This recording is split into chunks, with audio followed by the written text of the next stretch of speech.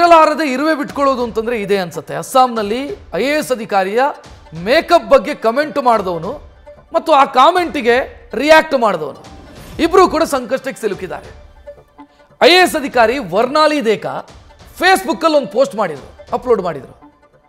ಇದಕ್ಕೆ ನರೇಶ್ ಬರುವ ಎಂಬಾತ ಇವತ್ತು ನೀವು ವಿದೌಟ್ ಮೇಕಪ್ ಅಲ್ಲಿದ್ದೀರಾ ಅಂತ ಕಮೆಂಟ್ ಮಾಡಿದ್ದಾನೆ. ಈ ಕಮೆಂಟಿಗೆ ಅಮಿತ್ ಚಕ್ರವರ್ತಿ ಎಂಬಾತ ನಗುವಿನ ಎಮೋಜಿ ಹಾಕಿದ್ದಾನೆ, ಅಂದ್ರೆ ಹೋಗಿ ರಿಯಾಕ್ಟ್ ಮಾಡಿದ್ದಾನೆ ಆತ. ಇದರಿಂದ ಸಿಟ್ಟಿಗೆದ್ದಂಥ IAS ಅಧಿಕಾರಿ ಒಟ್ಟು 3 ವಿರುದ್ಧ ಸೈಬರ್ ಕಿರುಕುಳ ಮತ್ತು ಲೈಂಗಿಕ ಅವಹೇಳನಕಾರಿ ಕಮೆಂಟ್ ಮಾಡಿದ್ದಾರೆ ಅಂತ ದೂರು ಕೊಟ್ಟಿದ್ದಾರೆ. ಈ ಪ್ರಕರಣ ಕೋರ್ಟ್ ಮೆಟ್ಟಿಲೇರಿದೆ. ಜಾಮೀನು ಪಡೆಯೋದಕ್ಕೆ ಆ ಒಂದು ಸ್ಮೈಲ್ ಇಮೋಜಿ ಹಾಕಿದ್ನಲ್ಲ, ರಿಯಾಕ್ಟ್ ಮಾಡಿದ್ನಲ್ಲ, ಇದೇ ನೋಡ್ತಾ ಇದ್ದೀರಿ ನೋಡಿ, ಆತ ಮಾಡಿದ್ದಷ್ಟೇ. ಹೋಗೊಂದು ಕ್ಲಿಕ್ ಮಾಡಿದ್ದು. ಈತ ಸುಮಾರು 200 ಕಿಲೋಮೀಟರ್ ದೂರ ಪ್ರಯಾಣಿಸಿ ಕೋರ್ಟಿಗೆ ಬಂದು ಷರತ್ತುಬದ್ಧ ಬೇಲ್ ತಗೊಂಡು ಹೋಗಿದ್ದಾನೆ. ಸೊ ಸುಮ್ಮನೆ ಇದ್ದಿದ್ರೆ ಏನೂ ಆಗ್ತಾ ಇರಲಿಲ್ಲ. IAS ಅಧಿಕಾರಿ ಒಂದು ಪೋಸ್ಟ್ ಹಾಕಿದ್ರು, ಅದಕ್ಕೆ ಯಾವನೋ ಒಬ್ಬ ಕಮೆಂಟ್ ಹಾಕಿದ, ಆ ಕಮೆಂಟಿಗೆ ಹೋಗಿ ಈತ ರಿಯಾಕ್ಟ್ ಮಾಡಿದ್ದಾನೆ. ರಿಯಾಕ್ಟ್ ಮಾಡಿದ ತಪ್ಪಿಗೆ ಈತನ ಮೇಲೆ ಕೇಸ್ ಆಗಿದೆ.